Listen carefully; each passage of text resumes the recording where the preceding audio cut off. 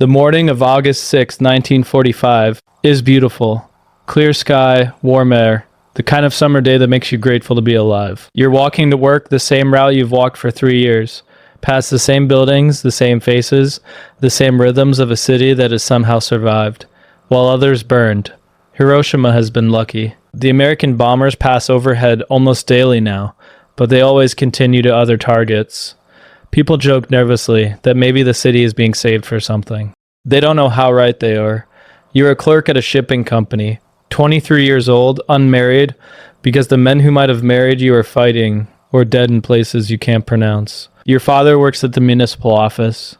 Your mother tends a small garden that produces vegetables the ration system can't provide. Your younger brother was conscripted 6 months ago.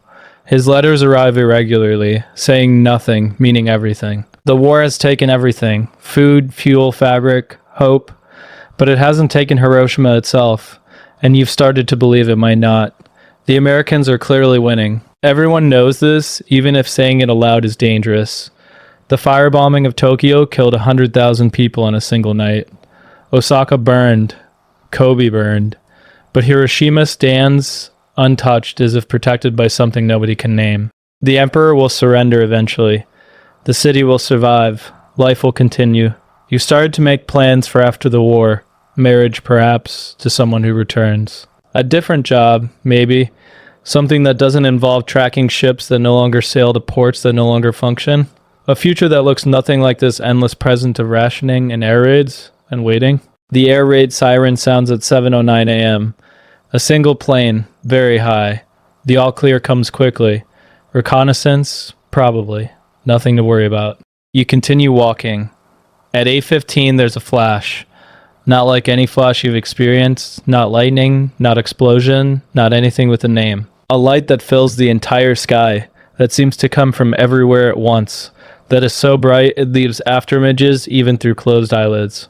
Then the heat. The heat hits you before the sound, before the shockwave, before anything you could possibly understand. Your face burns, your arms burn, your clothing ignites in places, you're thrown to the ground by something invisible, your body a toy in the hand of a force that doesn't care whether you live or die. The sound arrives last, a roar that isn't quite a roar, a pressure that crushes your ears, a sensation of the entire world breaking apart at once. When you can move again, seconds later, minutes, the city is gone, not damaged, gone. Where buildings stood, there's rubble. Where streets ran, there's debris. Where people walked, there are shapes that might have been people once, but aren't anymore. The sky is dark with dust and smoke, orange at the edges where fires are starting, already burning in 100 places where nothing should be able to burn. You're alive. This seems impossible, but you're alive. You're burned. Your arms, your face, your back where your clothing caught fire. But you're standing, which means you can move, which means you might survive, whatever this is. The pain hasn't fully arrived yet. Shock is protecting you, keeping the agony at a distance while your body tries to understand what's happened to it. You look at your arms and don't recognize them. The skin is wrong, red in places, white in others, already blistering where the heat was most intense. Your uniform is scorched, melted in patches, fused to your skin in ways you'll discover later when they try to remove it. You should find your family. The thought surfaces through the shock. Your parents, your home, the neighborhood where you've lived your entire life. You try to orient yourself to figure out which direction is home, but the landmarks are gone. Every reference point has been erased. The city you've navigated since childhood is suddenly unrecognizable. A landscape of rubble and fire that could be anywhere, that could be nowhere. You don't know what this is. Nobody does. A bomb, obviously. But what kind of bomb does this? What kind of weapon turns a city into ash in a single instant? The Americans have bombed Tokyo, Osaka, dozens of other cities, and none of them looked like this. This is something else. This is something new. The survivors emerged from wherever they were sheltered. Concrete buildings that partially stood, trenches that absorbed the blast, shadows that blocked the heat. They're walking toward the rivers because the rivers are water, and everyone is burning, and water's the only thing that makes sense anymore. You walk with them. You pass people who are still alive but won't be for long. Skin hanging in sheets, eyes melted closed, burns so severe that you can see bone through what used to be flesh. They're asking for water, for help, for their mothers. You can't help them. Nobody can help them. The river is full of bodies, living and dead, tangled together, trying to escape a heat that followed them into the water. The Oda River, which you've crossed 1,000 times, is now a mass grave where people are still dying, still crying out, still reaching for help that doesn't exist. You wade in anyway because the alternative is staying on banks where everything is fire. The water is warmer than it should be, heated by the fires and the bodies and the impossible energy that was released an hour ago. You find a place among the survivors, chest deep in water that offers relief but not salvation. A woman next to you is holding a child. The child isn't moving. The woman doesn't seem to notice. She's talking to it, soothing it, promising that help will come soon. You don't tell her. You can't. The words for what's happening don't exist yet. And even if they did, you couldn't speak them. Hours pass. The fires continue. The sky darkens with smoke so thick it feels like night even though the sun is still up there somewhere, hidden behind the cloud of debris and ash that used to be a city. The hours blur. You find shelter in what used to be a school, now a charnel house, where survivors gather because gathering is all they can do. The injured vastly outnumber those who can help. Medical supplies don't exist. Training doesn't exist. All anyone can do is offer water to people who are going to die, and try not to look at the children who are already dead. The sun sets. The city is still burning. Fires that won't stop for days, that are consuming everything combustible, that are creating their own weather, their own wind, their own hellish logic. The sky glows orange through smoke that makes breathing painful. You survive the night. You don't know how. You don't remember most of it. The next days bring refugees from outside the blast zone. Soldiers who arrive to help and find their training useless against wounds nobody has ever seen before. They call it a new bomb. A special bomb. They don't have a name for it yet. Later they'll call it what it is. The atomic bomb. The nuclear weapon. The thing that makes all previous weapons irrelevant. The death toll climbs.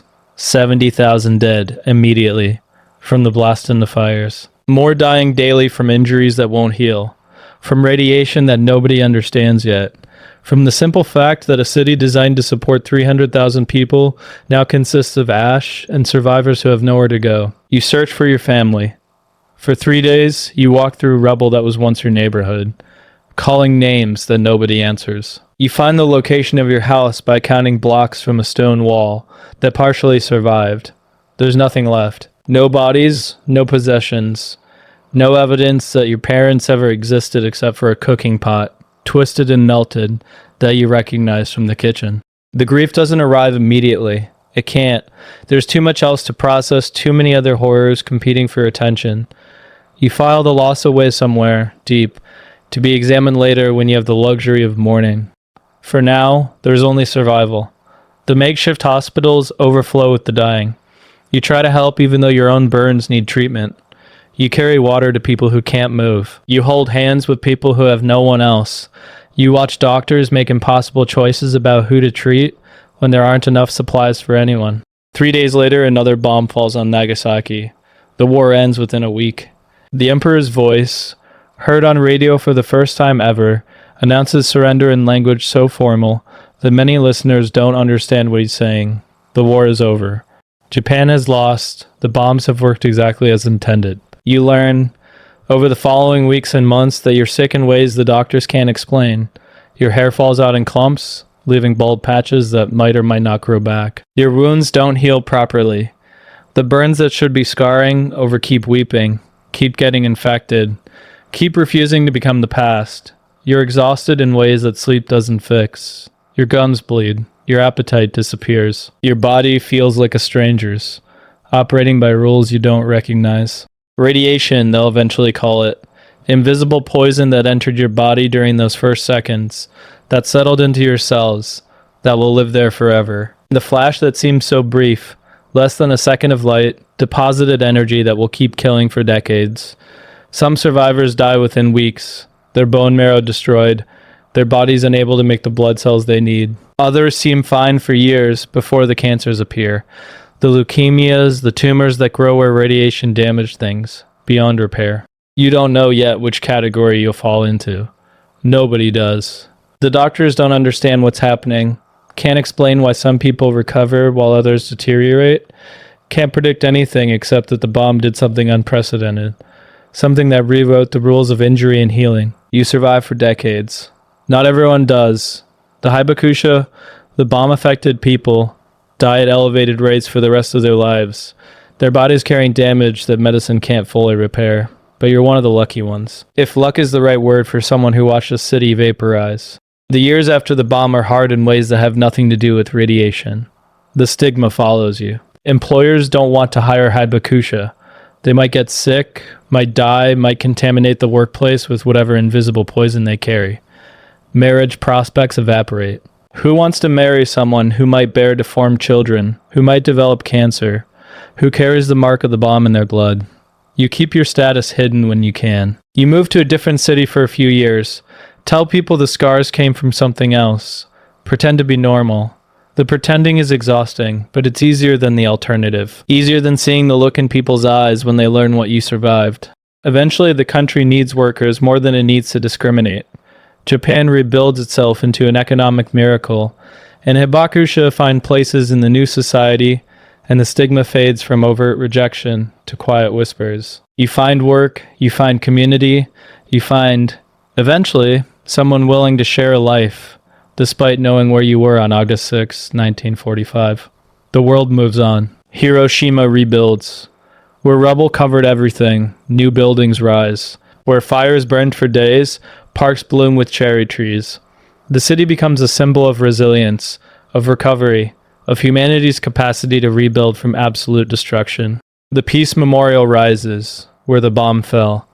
The skeletal dome of the old exhibition hall, one of the few structures that partially survived, stands preserved as a monument. Tourists visit to stand in the place where 100,000 people died, to read plaques that describe what happened, to look at photographs that can't convey what it actually looked like, smelled like, sounded like. You visit the memorial sometimes, when the memories need honoring.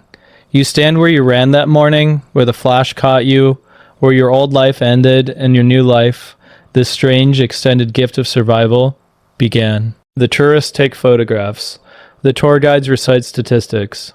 The school children on field trips look bored or confused or overwhelmed. None of them know what you know. None of them can. The bomb exists for them as history, as concept, as something that happened to other people in another time. For you, it's always present. The scars on your arms, the faces of the dead, the silence that followed the sound. You tell your story, when asked. For years you couldn't. The words didn't exist, and the memories were too close, and the world didn't want to hear about Japanese suffering, when Japanese armies had caused so much suffering elsewhere. The war Japan started killed millions across Asia. The bomb that ended it killed hundreds of thousands in Japan. The math of suffering doesn't balance, it never does. But for decades the bomb was justified, as necessary, as merciful, compared to invasion, as the lesser evil. But eventually the world becomes ready to listen. The Cold War makes nuclear weapons everyone's problem. The arsenals grow to absurd sizes, enough bombs to kill every person on Earth several times over. The logic of mutually assured destruction keeps the peace but creates a new kind of fear, existential and constant, that everyone who wasn't at Hiroshima can now understand. The Hibakusha become witnesses. Your testimony, and the testimony of thousands like you, becomes evidence in an ongoing trial of humanity's capacity for destruction.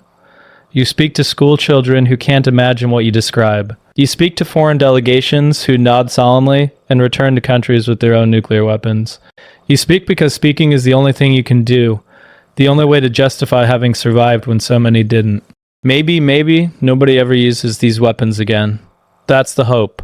That's the only thing that makes the memories bearable. You're 87 now. Most of the other survivors are dead. The memory of that morning is still perfectly clear. The flash, the heat, the silence before the sound, the moment when everything you knew became rubble and ash. The bombs haven't been used since. That's something. 50,000 nuclear weapons exist now. Enough to destroy civilization many times over, but none of them have been dropped on cities since Nagasaki. The fear is working. The memory is working. The testimony of people like you is working. Or maybe humanity is just lucky. You were lucky once on a beautiful morning when the sky lit up and the city vanished, and you somehow survived. Maybe the whole world is surviving the same way. One moment at a time, one day without nuclear war at a time. One generation passing the responsibility to the next, hoping that nobody makes the choice that ends everything. The bombs haven't fallen since Nagasaki, 70 years and counting.